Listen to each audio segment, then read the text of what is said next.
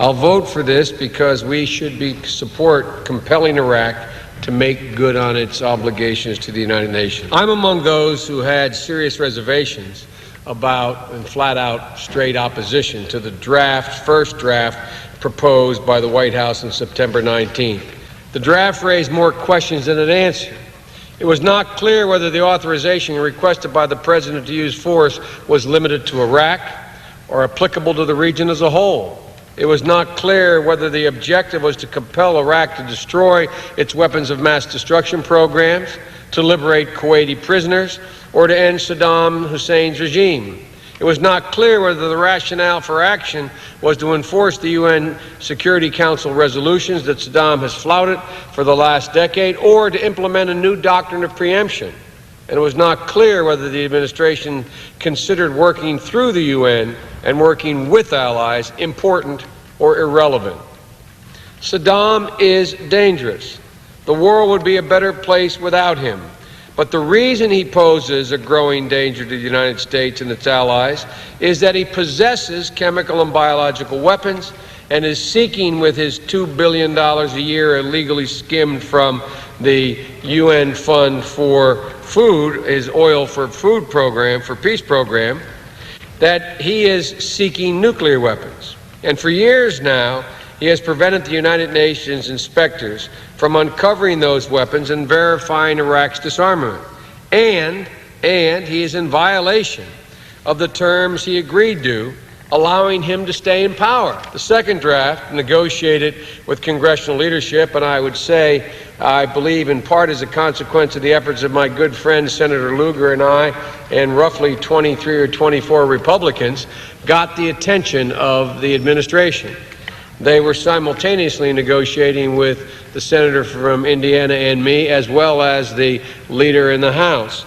The leader in the House reached an agreement first. I thought that was unfortunate because I believe we could have had a better resolution had that not occurred. But nonetheless, the second draft negotiated addressed some of these questions but left others unanswered.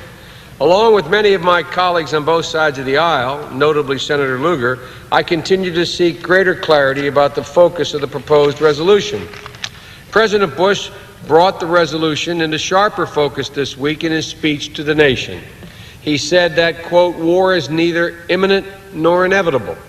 He also said that his objective was to disarm Iraq, that his rationale to enforce the United Nations resolution was not based upon preemption, and that he desired to lead the world, and if war was necessary, it would be with allies at our side. Mr.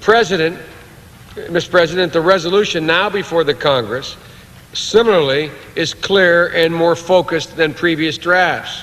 It is not perfect, but it acknowledges the core concerns that Senator Lugar and I and others raised, and which have been raised by such senators as Hagel and Specter and many others. Considered in the context of the President's speech this week and his address last month to the United Nations General Assembly, this resolution, though still imperfect, deserves our support, and let me explain why. First, the objective is more clearly and carefully stated. The objective is to compel Iraq to destroy its illegal weapons of mass destruction and its programs to develop and produce missiles and more of those weapons. President Bush did not lash out precipitously at Iraq after 9/11. He did not snub the UN or our allies. He did not dismiss new inspection regimes. He did not ignore Congress. At each pivotal moment, he has chosen a course of moderation and deliberation, and I believe he will continue to do so. At least that is my fervent hope. I wish he would turn down the rhetorical excess in some cases, because I think it undercuts the decision he ends up making. But in each case, in my view, he has made the right, rational, and calm, deliberate decision. Wrote recently in the New York Times the following: Iraq and al-Qaeda are not obvious allies. In fact, they are natural enemies. To contemporary jihadist, Saddam Hussein is another in the line of dangerous secularist, an enemy of the faith. Saddam Hussein has a long record that al-Qaeda and like-minded Islamicists Saddam Hussein has has long recognized that al-Qaeda and like-minded Islamicists represent a threat to his regime. Consequently,